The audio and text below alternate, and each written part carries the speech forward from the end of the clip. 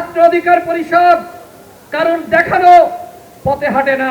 আমার মা রাস্তায় রাস্তায় কেঁদেছে, এই ঢাকা বিশ্ববিদ্যালয়ের রাজু ভাস্কর্যে অসংখ্যবার আমার মা দাঁড়িয়েছে। যখন এই ঢাকা বিশ্ববিদ্যালয়ে কোন শিক্ষার্থীকে শিবির ব্লেম দেওয়া হয়েছে, ডাকসুর তৎকালীন ভিপি নুরুল আকবরের নেতৃত্বে আমরা শাহবাগ থানায় গিয়েছি। যতক্ষণ না পর্যন্ত তাদেরকে মুক্তি দেওয়া হয়েছে আমরা কিন্তু ওই থানার সামনে থেকে সরি নাই। এইটা হলো ছাত্র অধিকার পরিষদের ইতিহাস। ছাত্র অধিকার পরিষদ কারণ দেখানো পথে হাঁটে না, নতুন ইতিহাস সৃষ্টি করেছে। 2018 সালের কোটা সংস্কার আন্দোলন, সেই আন্দোলন সফল করেছে ছাত্র অধিকার পরিষদ।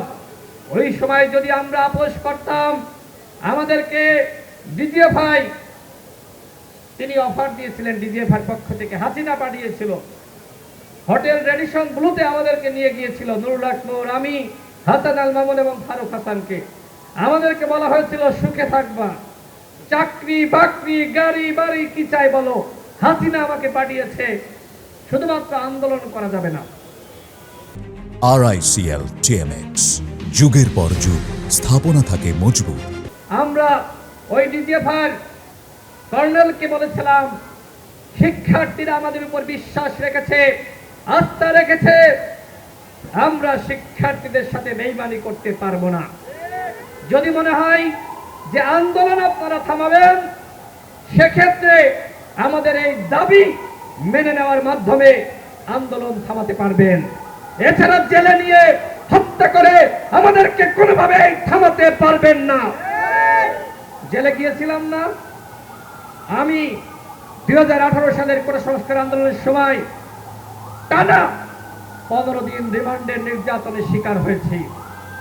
আমার মা রাস্তায় রাস্তায় কেঁদেছে, এই ঢাকা বিশ্ববিদ্যালয়ের রাজু ভাস্কর্যে অসংখ্যবার আমার মা দাঁড়িয়েছে, আমার বাবা দাঁড়িয়েছে এবং আমার মুক্তি চেয়েছে।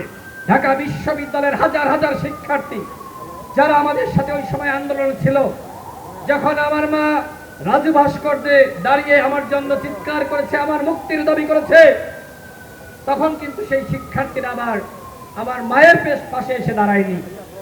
কিন্তু আমরা যেদিন জেল থেকে মুক্তি পেয়েছি, আমরা ওই চিন্তা করি নাই যে আমাদের মুক্তির দাবিতে শিক্ষার্থীরা নামে নাই।